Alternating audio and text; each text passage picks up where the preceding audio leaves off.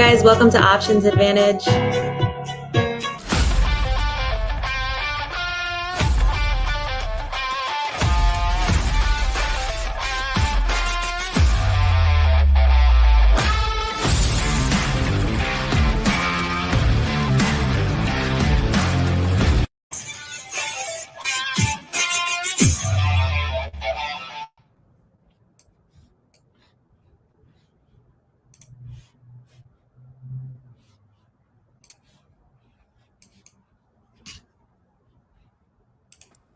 Sorry about the confusion there, guys. We're getting started here. Masi, take us off. All right, guys, I apologize about that. I had some technical difficulties. So welcome to Options Advantage. What we're going to go through today is market movers, some of the stuff that I had on my watch list, and then we're going to go through some of the Greeks. So we're going to go through theta today. I'm going to introduce you guys to theta. So let's just go ahead and get started. So headlines today, market movers. First, we have Zoom. So Zoom recently had a public, so they announced a common stock offering for $1.5 billion. So usually off of that news, stocks tend to fall, but this is the first time that I've seen a stock actually pump based off of this news. And then they announced a second common stock offering today. So the first one was on Tuesday. They announced another one today. So I'm actually going to show you guys what Zoom was doing today. So let me just share my screen here. All right, and we're going to go to Zoom. So there's a couple things here with Zoom. So Zoom on the, I'm going to go through the daily chart here. So, and I'm going to zoom in right here. So you can see, right, for the most part, over the past several weeks and months, Zoom was on a downtrend. Now, if you look over here, Zoom had a gap fill from about 410 all the way down to about 326. It looks like it filled most of that gap down. So it filled most of that gap down to 326. And now it looks like the stock has created a level of support here. And what could happen now, since it does have this catalyst behind it, what could happen is that Zoom could potentially start an uptrend afterwards here. As it's created this support level at around 340, stock has started to bounce up, and you can see on the daily today, so this is the 15-minute chart here, ZM had a nice rally up, had a nice rally yesterday as well, so we could see that the stock could start a new uptrend now, filled most of its gap on the downside to the daily, so we could see more upside to ZM, definitely above the 390 level, strong level of resistance. If we see ZM get above 390, can definitely see it get towards those 400 levels. So you can see I have a level at 390 here on ZM, a strong level of resistance. If we see ZM break past the 390 level, it's kind of a straight shot all the way up to 410. So ZM will definitely be on watch for the next couple of weeks just to see where it heads. So next we had Shake Shack. So Shake Shack announced that they announced their Q4 estimates, and it's projected to beat the street market estimates. So Shake Shack actually moved based off of that news. So that was the catalyst behind Shake Shack today. Also, they had multiple price target increases since they announced that they were going to their Q4 estimates was going to beat, their sales were going to beat. They have had multiple price target increases today. So you can see now if I move to the weekly chart on Shake Shack. So Shake Shack is now currently at all-time highs. So you can see right here, Shake Shack had a level at around 105, okay? So I had a level around 105. If it looks like it's gonna obviously close above that level. If it starts to close above that level today, this is the weekly chart. If it closes above that level this week, we could see a lot more upside to Shake Shack with the catalyst behind it, upcoming Q4 numbers. We could definitely see some more movement to the upside. So what I'm looking at here for Shake Shack is mostly how I like to trade before earnings, or when earnings are upcoming, or if they have any news, catalysts, whatever is coming out. I like to trade up until when they're supposed to report their earnings. You obviously don't want to hold through earnings, kind of a gamble. But the stock tends to rally towards those earnings dates, especially if they believe that they're going to beat their estimates on the market or not. So for Shake Shack, definitely at all-time highs now. If it's able to close above this 105 level on the week, we can definitely see more upside to Shake Shack. So you guys can see, so pretty much a lot of room on the upside here, a lot of potential with the price target increase, a lot of catalysts behind it to Shake Shack as well. Both ZM and Shake Shack, a lot of room to move on the upside. So I'm not saying that it's going to move today or tomorrow. Obviously, the charts that you guys are seeing are the daily and weekly charts. So it's going to need time to move on the daily and weekly. So it's not going to move in 15 minutes or 20 minutes. But over time, over the next several days, weeks, we could see the uptrend continue on both of these stocks based off of their catalysts. So now that we have that, we went through the headlines. I'm going to go ahead and start theta. So we're going to go through some options learning with you guys.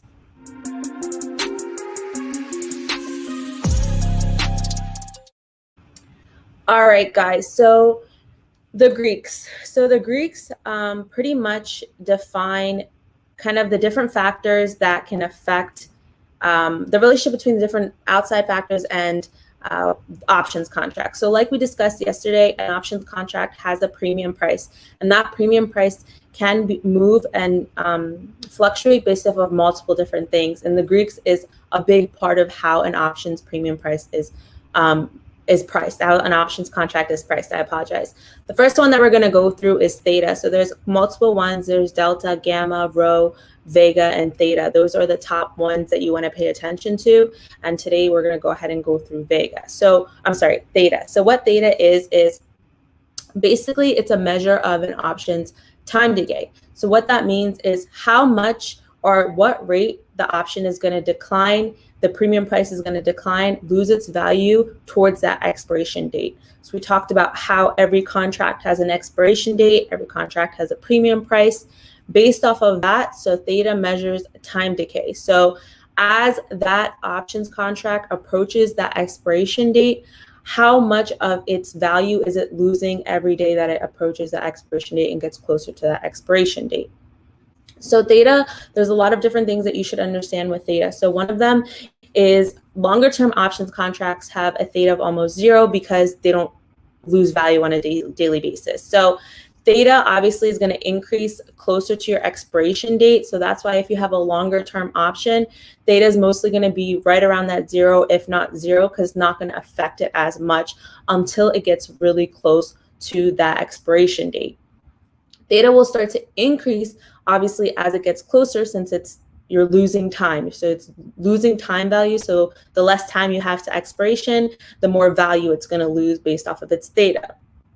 That being said, theta for short-term contracts is going to be a lot higher than obviously your long-term contracts. At the money, contracts are always going to have a higher theta than your out of the money in the money. So what this means, so you're at the money, in the money, and out of money are your strikes and your moneyness of those strikes, which we'll go through in another session. But just understand that theta at the money strikes is going to be higher because the premium price is higher, so they have more to lose. It's really basic. So because they have a higher premium price at the money, they have more potential to lose because they have a higher premium price. So there's more money for you to lose because it's at the money, higher price, higher theta.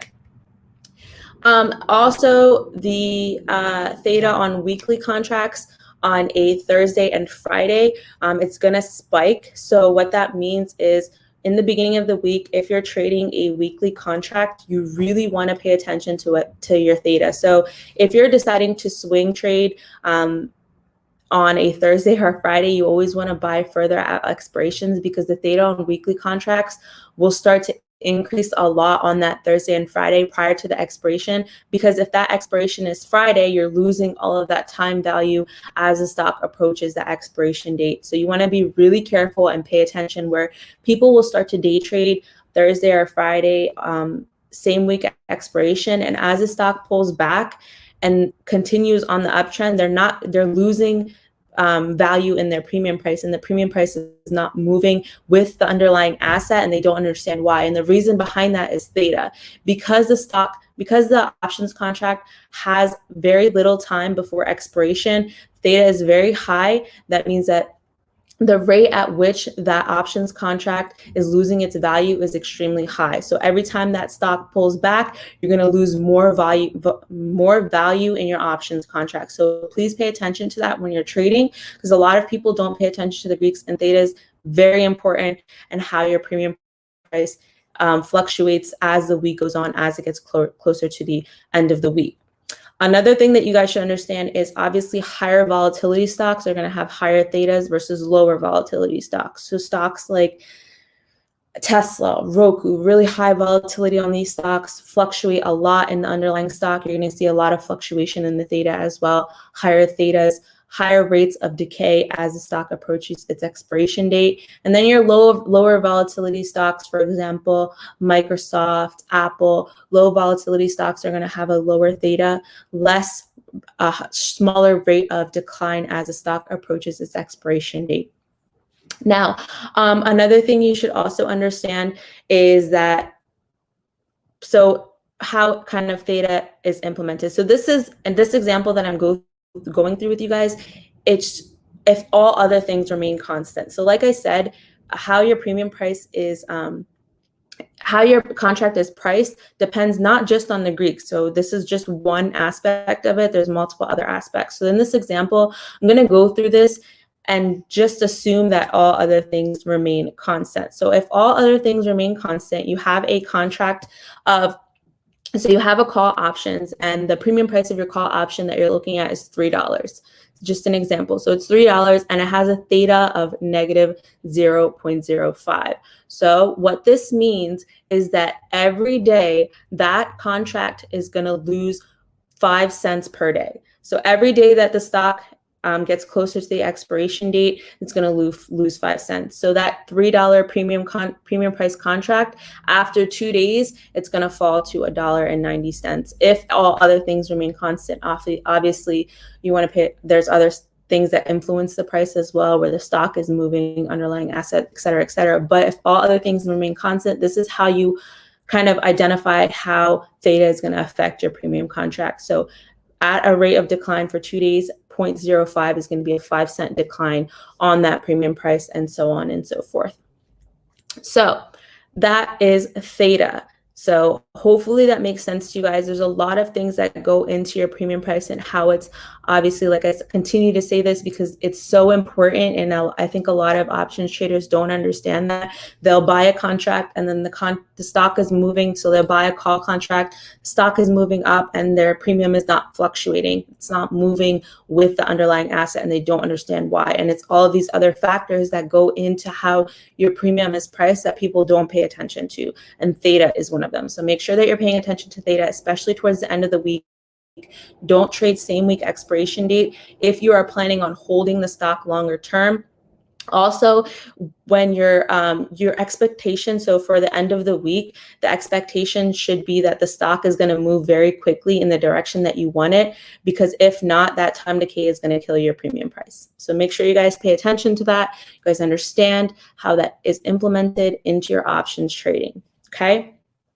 So now we're going to go ahead and go into questions with you guys. So if you guys have any options questions, options tickers you want me to look at, go ahead and type them in the chat.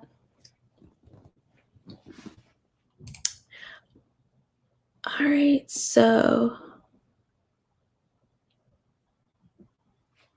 let's see here. We have questions. WIMI. All right, let's look at that. Let's look at WIMI. Let me share my screen with you guys.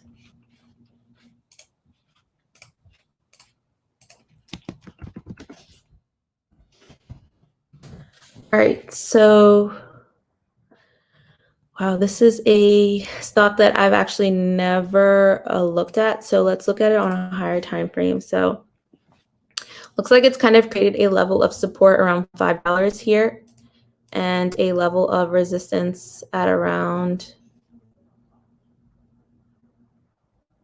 there's one at around 825 it looks like, and then another level at around 950, 950. So what can happen with this stock here? So if we move down to the daily time frame, is I'm not sure exactly what this company is, but if I'm looking at this stock, there's a couple things that can happen on the daily chart here. So looks like today that the stock did fall. Looks like it had a downtrend today. What could happen is that it did gap up, starting to come back down. If it breaks the 825 on the daily, we could see some upside on this. So it could go to 875, around $9.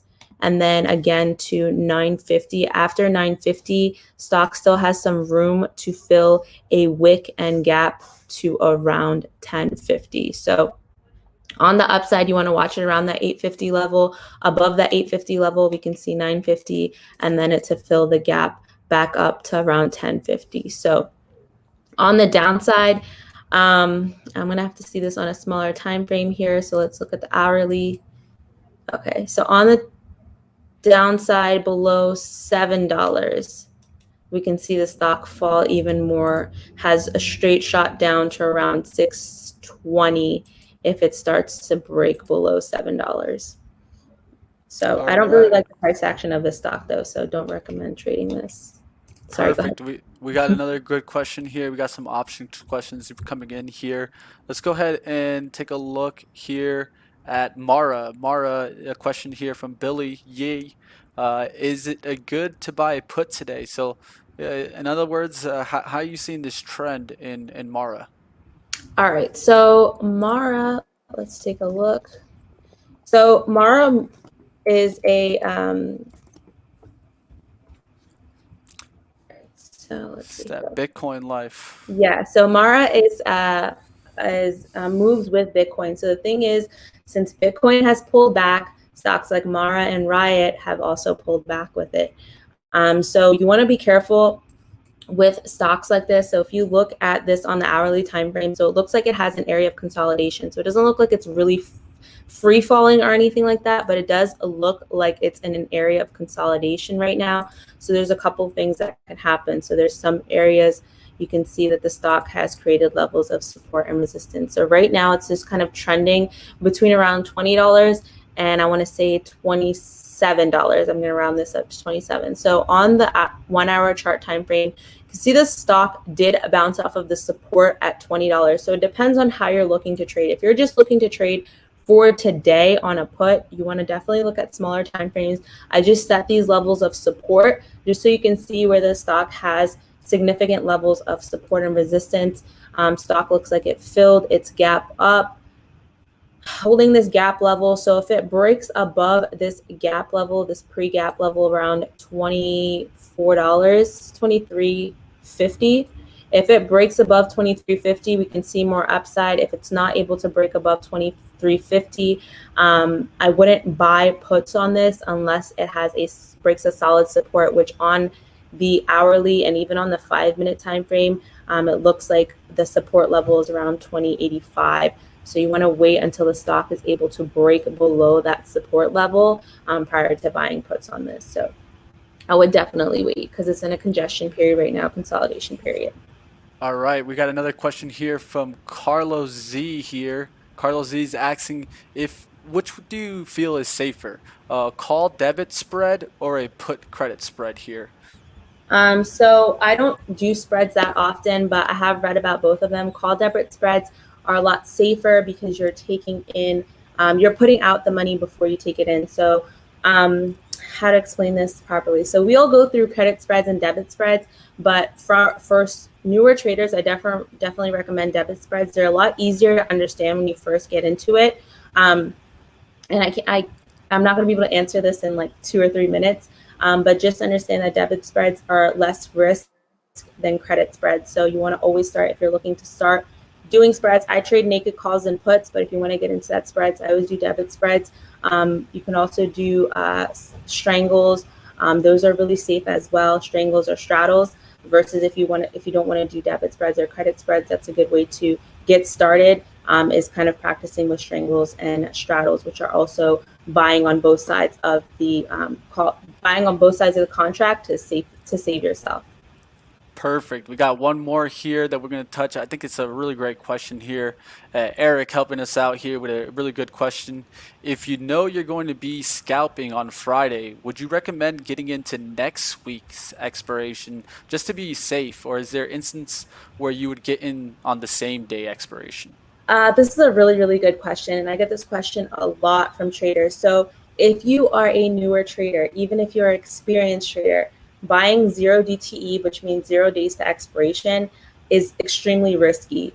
It doesn't matter if you're just scalping or not, because if the stock doesn't move in your direction and it pulls back, that pullback is going to hurt your premium a lot more on a Friday than it would on a Monday, Tuesday, or Wednesday.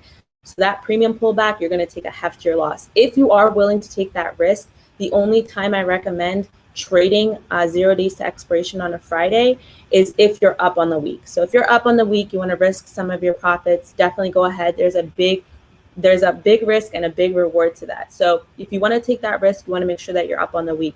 If you're not up on the week, don't trade same day expiration on a Friday. Trade the next week expiration. It will still pay the same. If it's a good potential play, high probability play, you'll still make a profit on it. It's not worth the risk, in my opinion.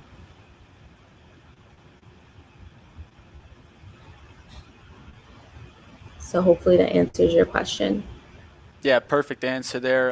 One last question here mentioned, and we probably don't have an exact answer for this, but at least from your opinion, how many timeframes does one need to check before making a decision?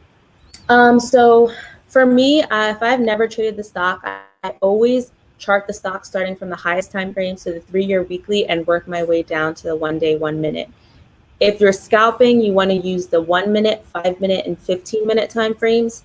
If you're day trading, you want to use your higher time frames, 15, 30-minute, 1 hour time frames. And then if you're swing trading, you want to use your 4 hour and daily time frames.